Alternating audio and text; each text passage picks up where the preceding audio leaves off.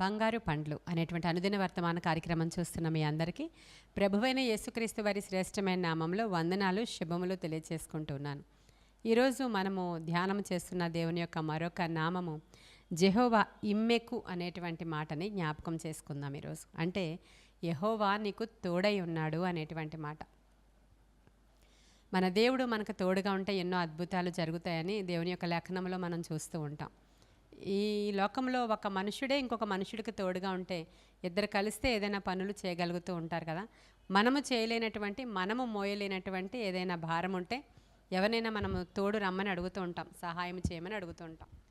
ఇక్కడ మనకి వాగ్దానం చేస్తున్న దేవుడు భూమి ఆకాశాలను సృజించినవాడు. భూమి ఆకాశాలను సృజించిన దేవుడు వచ్చి చెప్తున్నాడు, నేను నీకు తోడై ఉన్నాను కాబట్టి నువ్వు అసలు భయపడొద్దు అని.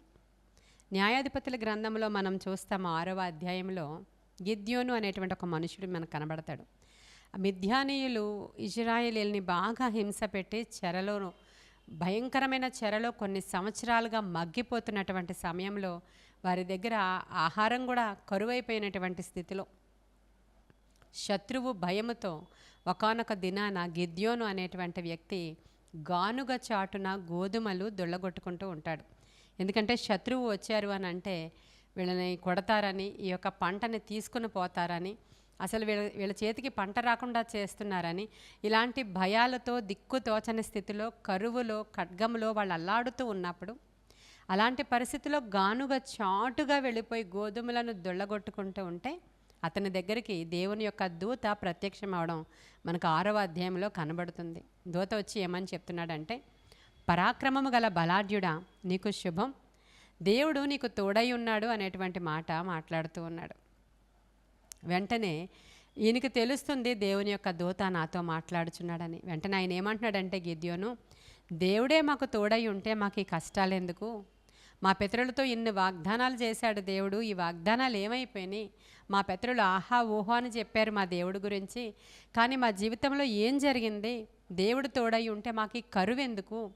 మా మీద ఈ శత్రువు ఎందుకు? మా మీద ఉన్న ఈ భారం ఎందుకు? మేమెందుకు బానిసల్లాగా బ్రతుకుతున్నాము?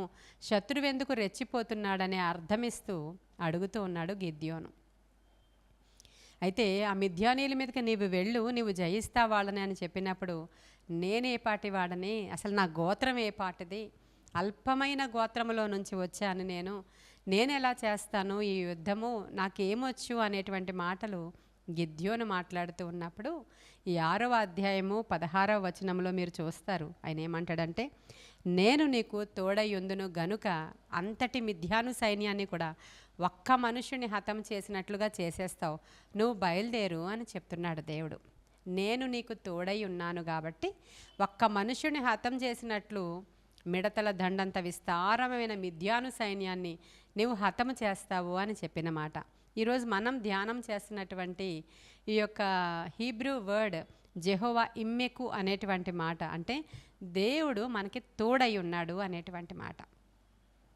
ఇప్పుడు ఈ యొక్క గిద్యోనికి యెహోవా తోడుగా ఉన్నారు గనుక ఒక మనుష్యుని హతము చేసినట్లుగా మహాసైన్యాన్ని నువ్వు హతము చేస్తావు అన్నట్టే ఈరోజు మనం ఎవరి మీదకి యుద్ధానికి వెళ్ళక్కర్లేదండి.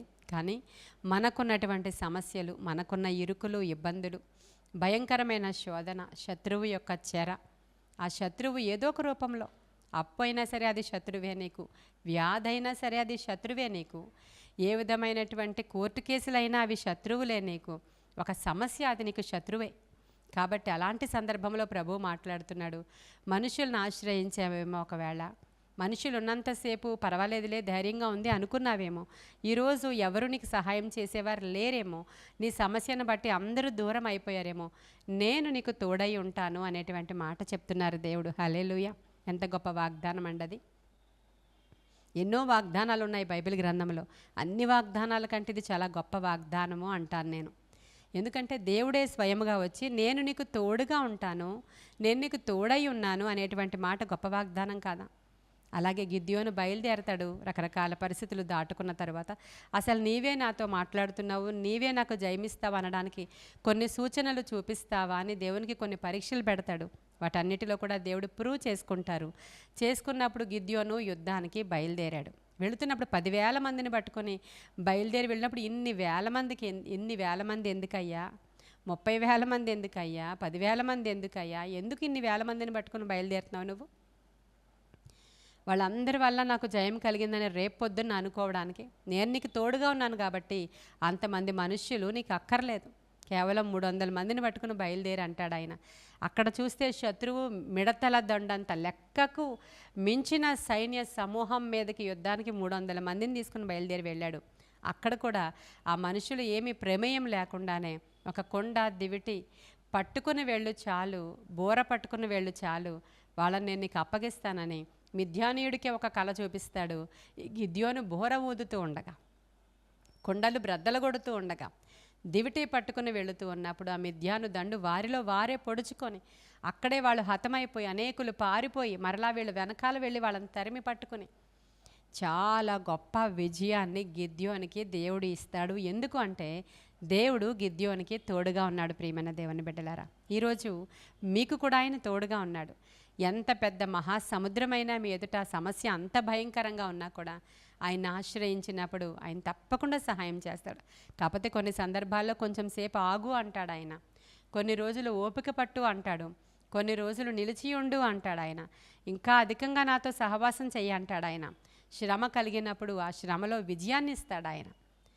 మరి ఇక్కడ వీళ్ళకి శ్రమ కలిగింది. ఈ శ్రమ కలుగుట దేవుడు అతి సమీపం. అంటే ఈ శ్రమ ఎందుకు కలిగిందంటే గిద్యోనుకు ముందున్నటువంటి పితరులందరూ కూడా దేవునికి విరోధం అయిపోయి దేవుణ్ణి నిర్లక్ష్యం చేసి అలక్ష్యం చేసి దేవునితో ఆటలాడుకున్నారు. కాబట్టి దేవుడే శత్రువు చేతులకి విడిచిపెట్టేశారు. అంటే దేవుడేం తీసుకెళ్ళి ఇదిగోండి అని అప్పగించడు. దేవుడు చేయి విడిస్తే చాలు దయ్యం వచ్చి మీ ఇంట్లో కూర్చోడానికి. అక్కడ జరిగింది అదే. దేవుడు చేయి విడిచిపెట్టాడు, శత్రువు వచ్చి నెత్తి మీద కూర్చున్నాడు అక్కడ. ఈరోజు నీవు దేవునితో సహవాసం చేస్తున్నావా? ప్రార్థన చేస్తున్నావా? భక్తిలో కొనసాగుతున్నావా? కుటుంబ ప్రార్థన ఉందా మీ ఇంట్లో? ఒకప్పుడు బాగా ప్రార్థనా పరులమండి, ఇప్పుడు లేదు అంటున్నావా? అయితే నీ నెత్తి మీద ఎవరున్నారో ఒకసారి చూసుకోవాలి. మీ ఇంట్లో ఎవరున్నారో ఒకసారి మీరు గ్రహించుకోవాలి. అలా లేకపోతే ప్రభువుని అడగండి. నీవెంత శోధనలో ఉన్నా కూడా ఆయన అంటాడు, ఎప్పటికైనా నీవు భయపడొద్దు, నేను నీకు తోడుగా ఉన్నానని. యెషయా గ్రంథంలో కూడా 41వ అధ్యాయం 10వ వచనంలో ఈ యొక్క వాగ్దానాలు మనకు కనిపిస్తాయండి. నేను నీతో చెప్పాను కదా, నువ్వు భయపడొద్దు, నేను నీకు తోడుగా ఉన్నాను అనేటువంటి ఒక వాగ్దానం మనకు అక్కడ కనిపిస్తుంది. ఒకానొక సందర్భంలో మోషే చనిపోయిన తర్వాత చాలా దిగులుగా కూర్చున్నాడు. మోషే తరువాత నాయకుడైన యెహోషువ చాలా దిగులుగా ఉన్నాడు. భయం వేస్తుంది. ఈ విస్తారమైనటువంటి ప్రజలను తీసుకొని ఎదరికి ఎలా వెళ్ళాలి, నేను కనానుకి ఎలా వెళ్ళాలి, ఎరికో ఎలా దాటాలి, యోర్దాను దాటి వచ్చాము కానీ భయం కలుగుతుందని చెప్పి చాలా దిగులుగా కూర్చున్నప్పుడు అప్పుడు దేవుడు వచ్చి యెహోషువతో మాట్లాడుతున్నాడు. యెహోషువ, భయపడొద్దు, దిగులు చెందొద్దు, విస్మయం పొందొద్దు, నేను మోషేకు తోడై ఉన్నట్లుగా నేను నీకు తోడుగా ఉంటాను కాబట్టి నీవు ధైర్యము కలిగి ముందుకు దూసుకొని వెళ్ళిపో అంటున్నాడు. హల్లెలూయా. అప్పటికే యెహోషువ వృద్ధాప్యంలో ఉన్నాడు కనుక అతను భయపడుతున్నప్పుడు ప్రభు అంటున్నారు, నీ ముందర ఇంకా చాలా పనుంది, నీవు నీ వృద్ధాప్యాన్ని బట్టి ఏం భయపడొద్దు, నువ్వు చేయాల్సిన పని చాలా ఉంది, నీ శరీర బలమేమీ ఉడిగిపోదు, ఎందుకంటే నేను నీకు తోడుగా ఉన్నాను. కాబట్టి నువ్వు యుద్ధాలను చేస్తావు, శత్రువును జయిస్తావు, కనాను స్వతంత్రించుకుంటావు, ఎర్రికో కూలగొడతావు, నీ ముందర రాజులను నేను నీ చేతికి అప్పగిస్తాను, ఎల్లవేళలా జయము నీదే అవుతుంది, నేను నీ ముందర వెళతానని ఎన్ని వాగ్దానాలు చేశారో చూడండి. నూతన నిబంధనలో కూడా ఇమ్మానుయేలు దేవుడు మనకి తోడుగా ఉన్నాడు అని రాయబడి ఉందండి. ఇమ్మానుయేలు అనే మాటకు అర్థం ఏంటంటే దేవుడు మనకి తోడుగా ఉన్నాడు అని అర్థం. హల్లెలూయా. ఈరోజు ఇమ్మానుయేలు దేవుడు నీకు తెలుసా? ఆయన నీకు తోడుగా ఉన్నాడా?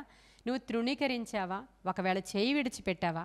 ఈరోజు చెప్పు, ఇమ్మానుయేలు దేవా నా ఇంటికి రండి ప్రభువా, ఇమ్మానుయేలు దైవమా నా చేయి పట్టుకోండి. నాకు కూడా యెహోషువ అలా భయం వేస్తుంది. ఇప్పటి వరకు వేరే వాళ్ళ ద్వారా మేము నడిపించబడ్డాం, మా కంపెనీ ఈ విధముగా వేరే వాళ్ళు మేము కలిసి రన్ చేసాం, ఈరోజు వాళ్ళు చేయి విడిచారు, ఈరోజు మా కంపెనీ అంతా కూడా లాస్ అయిపోయింది, ఈరోజు మేము పెట్టుకున్న షాప్లో లాస్ అయిపోయాము, ఈ కంపెనీ ఎవరికి అమ్మాలో తెలియడం లేదు, మాకంతా లాస్లో నడుస్తున్నాం, ఒక్కసారి మీరు వచ్చి నా చేయి పట్టుకుంటారా అని అడుగుతారా? ఖచ్చితంగా దేవుడు నడిపిస్తాడండి.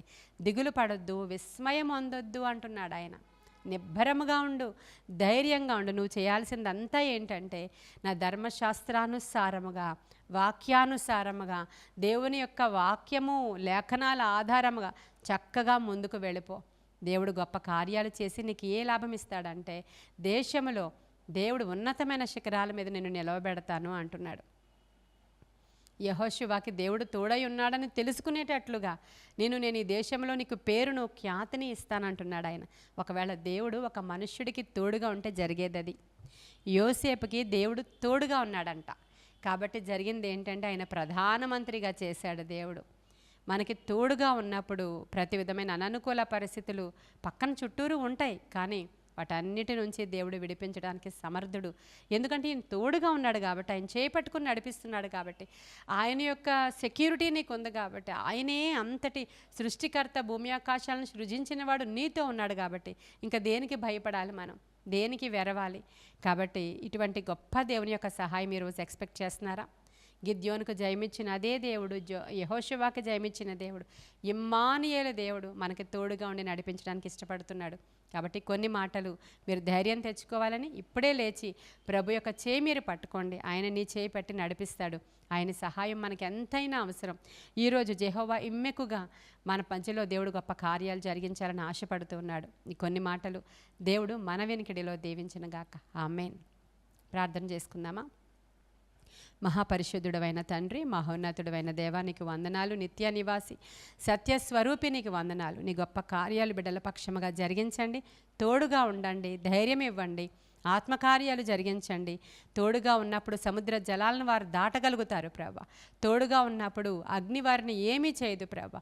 జలములలో బడి వారు వెళ్ళినా ఆ జలములు వారిని ముంచవని లేఖనం సెలవిస్తూ ఉండగా గొప్ప కార్యాలు బిడ్డల పక్షముగా జరిగించి మీరు మహిమ పొందుకోమని, ఆత్మశక్తితో ధైర్యముతో నీ బిడ్డలను నింపమని యేసయ్య శ్రేష్ఠ నామంలో అడుగుచున్నాము తండ్రి. ఆమెన్. God bless you.